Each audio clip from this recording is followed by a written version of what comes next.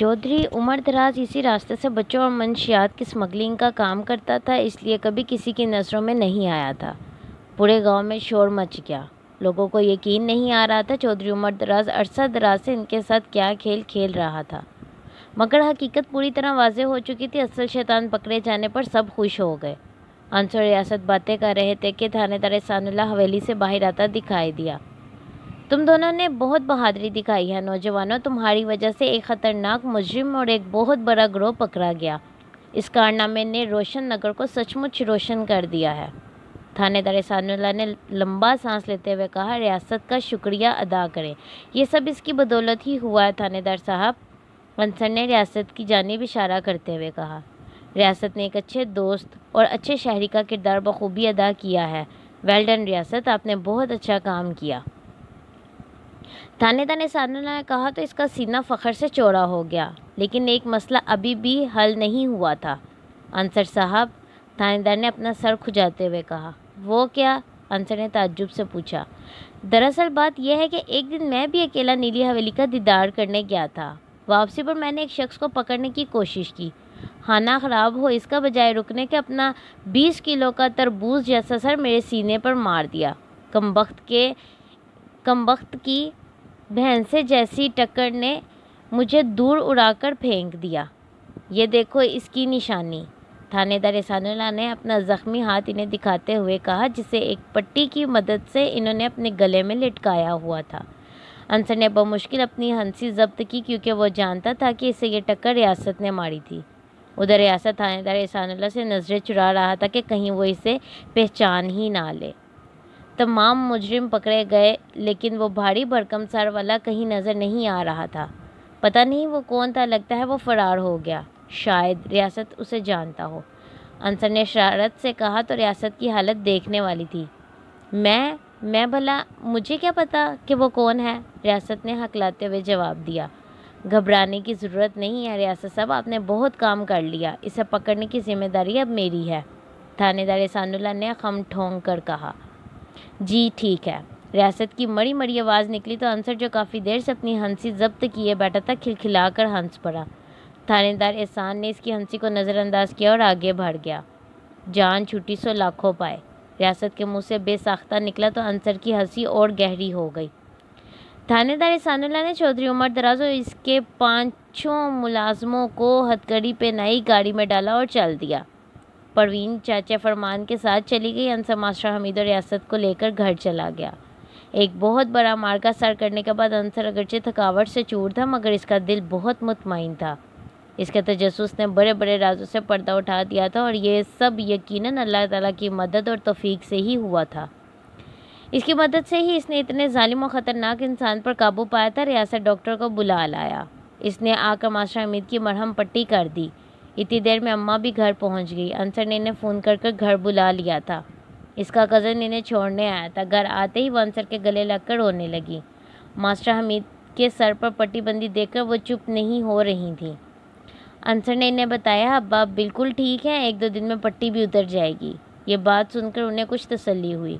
ریاست کا ہاتھ بری طرح سوج چکا تھا، اگرچہ اس نے صابن سے اچھی طرح دھو لیا تھا، مگر اسے ابھی تک مرچیں بری طرح چبھ رہی تھیں۔ اماں نے اس کے ہاتھ پر سرسوں کا تیل مال دیا تو اسے کچھ سکون محسوس ہوا۔ انصر نے اماں کو ریاست کے مرچوں والے ایڈونچر کے بارے میں بتایا تو وہ ہنسنے لگی۔ انصر بھی ہنس ہنس کر لوٹ پوٹ ہو رہا تھا۔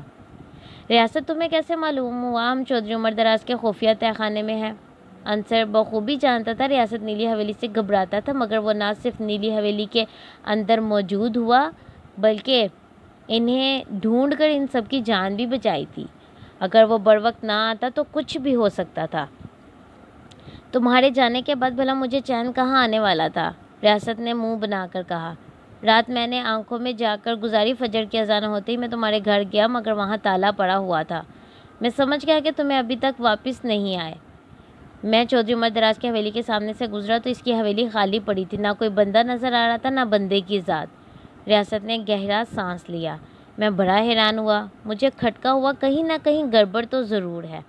نیلی حویلی کی طرف گیا تو وہاں چوکی خالی تھی اور چودھری عمر دراز کا کوئی ملازم نظر نہیں آ رہا تھا۔ باہری گیٹ بند دیکھ کر میں عقبی سمت سے حویلی کے اندر داخل ہو گیا۔ اوہ! انصر کے منہ سے بے ساختہ نکلا۔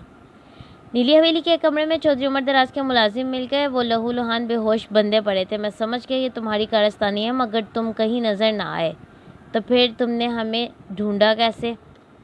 انصر نے اشتیاق سے پوچھا۔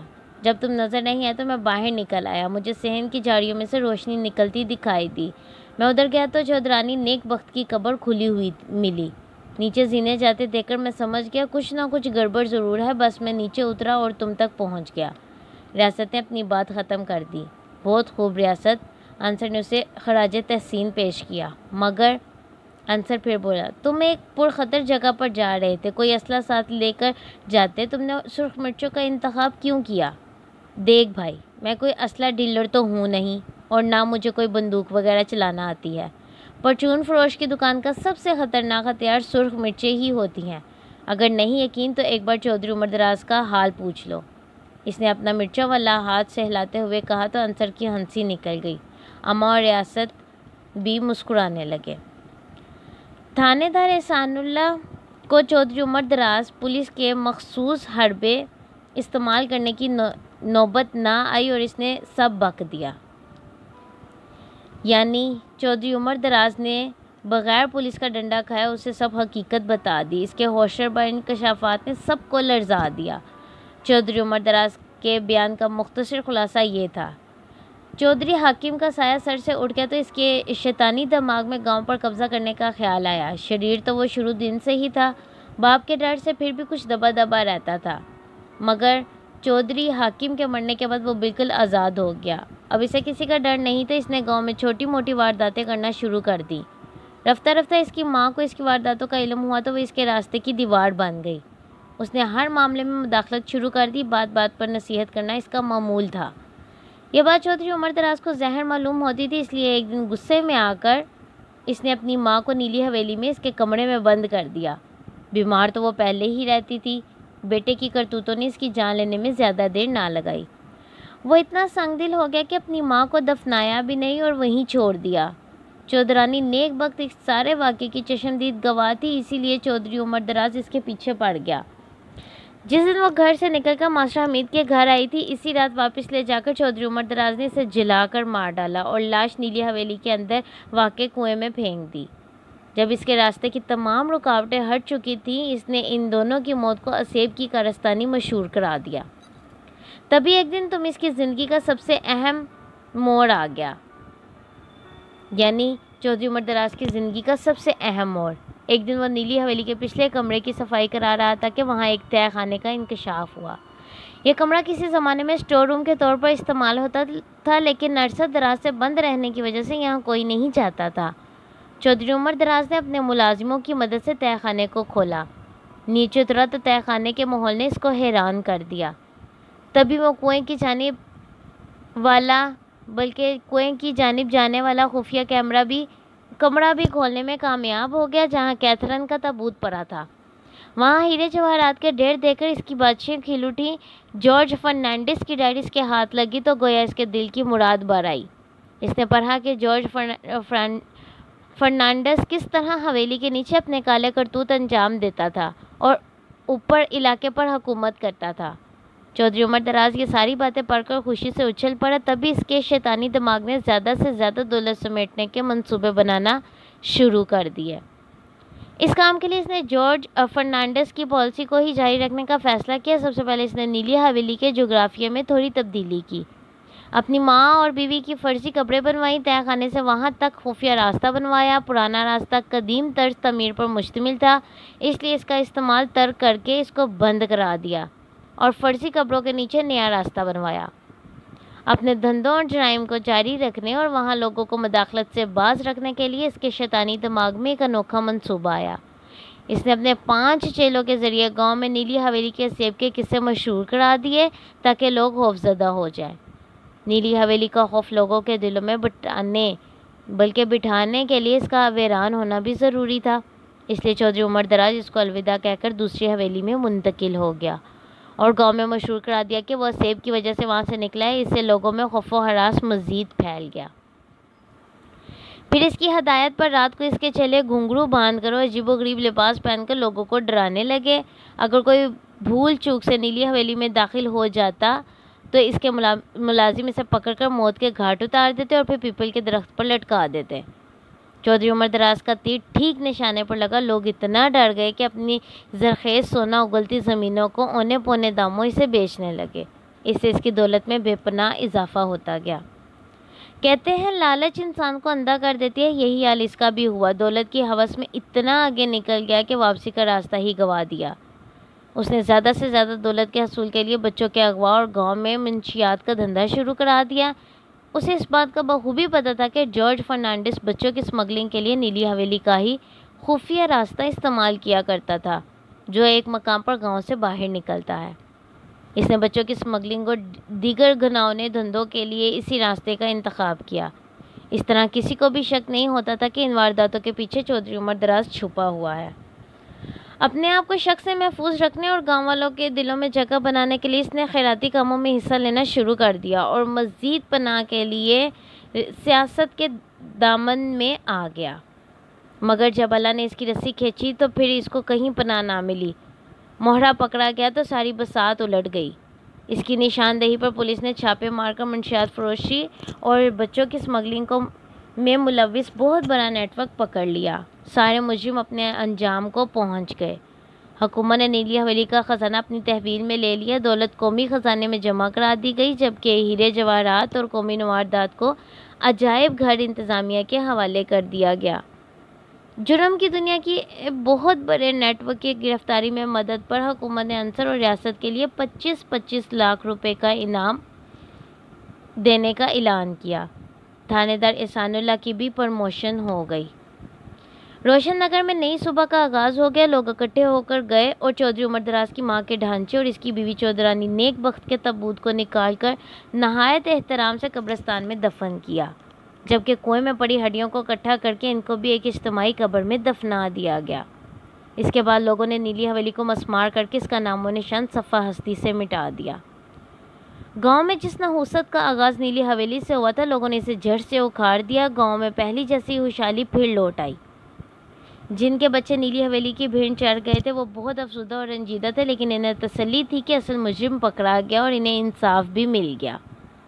لوگ باری باری ماسٹر امید کے گھر جاتے اور ان کے بیٹے کی بہادری کی تعریف کرتے۔ آخر اس نے کام بھی اتنا شاندار انجام دیا تھا۔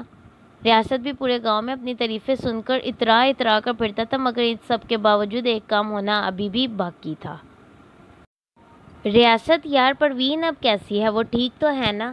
انصر نے اس کے قریب ہوتے ہوئے کہا۔ نیلی حویلی کے ایڈونچر کو 2 روز گزر چکے تھے، مجھے کیسے پتا وہ کیسی ہے؟ وہ دکان پر حساب کتاب میں مصروف تھا۔ محلے دار ہو کر تمہیں دوسرے محلے دار کا پتہ نہیں؟ زمانہ ویسے بڑا ہی سنگ دل ہو گیا ہے، انصر نے منہ بنا کر کہا تو ریاست زیر لب مسکرا دیا۔ یار وقت ہی نہیں ملتا، دکان سے گھر، گھر سے دکان، بس کیا بتاؤں۔ اور پھر اب میں گاؤں میں اتنا مشہور ہو گیا ہوں کہ بچہ مجھے رو کر میری بہادری کے قصے سننے کی فرمائش شروع کر دیتا ہے۔ اب تم ہی بتاؤ، اتنا مصروف ہونے کے باوجود میں وقت کیسے نکال سکتا ہوں؟ وہ بدستور زیر لب مسکرا رہا تھا، جیسے انصر کی بے چینی سے لطف اندوز ہو رہا ہو۔ پہلے تو بڑا کہتے تھے پروین میری بہن جیسی ہے، چاچے فرمان کا دکھ سینے میں لیے پھرتے تھے، اور اب اتنے مشہور ہو گئے ہو کہ ان کی خبر گیری کرنا بھی گوارا نہیں۔ انصر نے قدرے ناراض لہجے میں کہا۔ بہن وہ میری ہے، لیکن تمہیں پروین کی اتنی فکر کیوں ہو رہی ہے؟ ریاست نے اینک ذرا نیچے کر کے انصر سے پوچھا۔ فکر نہیں ہو رہی یار، ویسے ہی پوچھ رہا ہوں۔ اس نے میرا بہت ساتھ دیا، ایک موقع پر اس نے میری جان بھی بچائی تھی، اور اپنے محسن کو یاد رکھنا چاہیے، انصر نے اس سے نظریں چراتے ہوئے کہا۔ اچھا، ریاست نے معنی خیز مسکراہٹ کے ساتھ لمبا سانس لیا۔ اچھی طرح سمجھ رہا ہوں تمہاری دلی کیفیت کو، ایسی ویسی کوئی بات نہیں ہے یار، مجھے بس اس کی فکر ہو رہی تھی۔ انصر اس سے نظریں نہیں ملا رہا تھا۔ پروین سے خود جا کر اس کا حال کیوں نہیں پوچھ لیتے؟ مجھے یقین ہے وہ تمہیں اپنے گھر سے باہر نہیں نکالے گی، ریاست نے مسکراتے ہوئے کہا۔ لیکن میں کبھی اس کے گھر نہیں گیا، اور اس طرح منہ اٹھا کر جانا بندہ اچھا نہیں لگتا۔ انصر نے اس کی تجویز کو رد کر دیا۔ میں تمہیں لے چلتا ہوں اس کے گھر۔ ریاست کی بات سن کر انصر خوشی سے اچھل پڑا۔ کیا واقعی؟ اس کے تاثرات دیکھ کر ریاست بے ساختہ ہنسنے لگا۔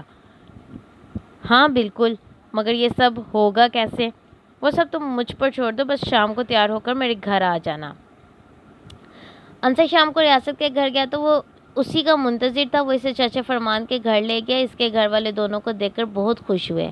پروین نے اس کے سامنے انصر کی کچھ زیادہ ہی تعریفیں کر رکھی تھی، اس لیے وہ ان سے بہت متاثر لگ رہے تھے۔ انصر نے نظریں گھما کر دیکھا اور اسے پروین کہیں نظر نہ آئی۔ تھوڑی دیر بعد پروین کی اماں اٹھی اور اندر چلی گئیں۔ ٹھیک 10 منٹ بعد پروین 3 چائے کے کپ اٹھائے نمودار ہوئی۔ اس نے اپنا چہرہ جھکا رکھا تھا۔ انصر نے اسے سلام کیا تو اس نے مڑی مڑی آواز میں جواب دیا اور اندر چلی گئی۔ یہ اتنی شرمیلی کب سے ہو گئی؟ انصر نے خود کلامی کی۔ اتنی دیر میں اس کی اماں بھی اس کے قریب آ کر بیٹھ گئیں، بلکہ انصر اور ریاست کے قریب آ کر بیٹھ گئیں۔ چاچا، پروین کی شادی کا سلسلہ کہاں تک پہنچا؟ ریاست نے گفتگو کا سلسلہ شروع کیا۔ بس بیٹا کیا بتاؤں، تمہیں تو پتہ ہے پروین کی شادی طے ہو چکی تھی۔ 2 دن بعد بارات تھی۔ جب یہ غائب ہوئی تو اس کے ہونے والے سسرالیوں نے رشتہ توڑ دیا۔ کیوں؟ اس بار انصر نے حیرت سے پوچھا۔ انہوں نے ہمیں اس کے اغوا کا طعنہ دیا اور کہا وہ ایسی لڑکی کو اپنے خاندان کا حصہ نہیں بنا سکتے۔ اگر یہ شادی ہوگی تو ان کی برادری انہیں ساری عمر طعنے دے گی۔ جب سے پروین واپس آئی ہے اسی بات کو دل پر لیے بیٹھی ہے، چاچا فرمان نے دکھی لہجے میں کہا۔ اس سے پہلے کہ وہ مزید کوئی بات کرتا دروازے پر دستک ہوئی اور وہ باہر چلا گیا۔ میری پھول جیسی بچی کے نصیب بھی کتنے برے ہیں، ایک ہی اولاد ہے اور اس کے ساتھ بھی دنیا ایسا سلوک کر رہی ہے۔ چاچی اگر آپ برا نہ مانیں تو میں پروین سے بات کر سکتا ہوں؟ انصر نے دل مضبوط کر کے اجازت مانگی۔ ہاں بیٹا کیوں نہیں، یہ تیرا اپنا ہی گھر ہے۔ انصر چارپائی سے اٹھ کر اندر چلا گیا۔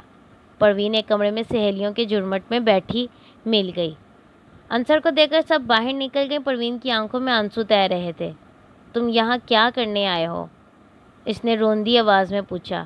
یہاں سے گزر آتا سوچا حال پوچھتا جاؤں، انصر نے مسکراتے ہوئے کہا۔ میں ٹھیک ہوں، تم کیسے ہو اور انکل حمید کی طبیعت اب کیسی ہے؟ اس نے آہستگی سے پوچھا۔ اگر تم ٹھیک ہو تو پھر تمہاری آنکھوں میں یہ آنسو کیسے؟ پروین نے کوئی جواب نہ دیا۔ رو رو کر اس کی ناک ٹماٹر کی طرح سرخ ہو گئی تھی۔ انصر کے چہرے پر مسکراہٹ پھیل گئی۔ تم مسکرا کیوں رہے ہو؟ پروین بولی۔ مسکرا نہیں رہا، میں تو بس تمہیں دیکھ رہا ہوں، انصر گڑبڑا کر بولا۔ بے وقوف کے بے وقوف ہی رہو گے، پروین منہ میں بڑبڑائی۔ میڈم، آپ سے ایک سوال پوچھنے کی اجازت ہے؟ انصر نے زیر لب مسکراتے ہوئے کہا۔ کون سا سوال؟ پروین نے پوچھا۔ جو چائے آپ نے مجھے آج پلائی ہے کل شام کو بھی ایسی ہی چائے بنا کر پلا سکتی ہو۔ کیا تم کل شام کو پھر آؤ گے؟ پروین نے اپنی پلکیں جھپکاتے ہوئے پوچھا۔ یہ بات سرپرائز ہے۔ اللہ حافظ۔ یہ کہہ کر انصر باہر نکل گیا۔ گھر آ کر اس نے اماں کو آوازیں دینی شروع کر دیں۔ وہ کمرے سے بھاگی آئیں۔ کیا ہوا پتر، سب خیر تو ہے؟ اماں میں نے آپ کے لیے چاند سی بہو ڈھونڈ لی ہے۔ انصر کی بات سن کر اماں نے اس کا ماتھا چوم لیا۔ اگلے روز شام کو اماں اور ماسٹر حمید تیار ہو کر ریاست کے گھر گئے۔ وہاں سے اسے اور اس کی بیوی کو ساتھ لیا اور چاچا فرمان کے گھر پروین کے رشتے کی بات کرنے جا پہنچے۔ انہیں بھلا کیا اعتراض ہو سکتا تھا؟ انہوں نے اپنی رضامندی پروین کی رضامندی سے مشروط کر دی۔ پروین نے بھی بخوشی ہاں کر دی اور 2 ہفتوں بعد دونوں کی شادی طے پا گئی۔ جس روز انصر کی بارات تھی اسی روز صبح کے وقت حکومت کے اعلان کے مطابق انصر اور ریاست کو ایک پروقار تقریب میں 25 لاکھ روپے کے چیک بطور انعام دیے گئے۔ شام کو انصر اور پروین نکاح کے مقدس بندھن میں بندھ گئے۔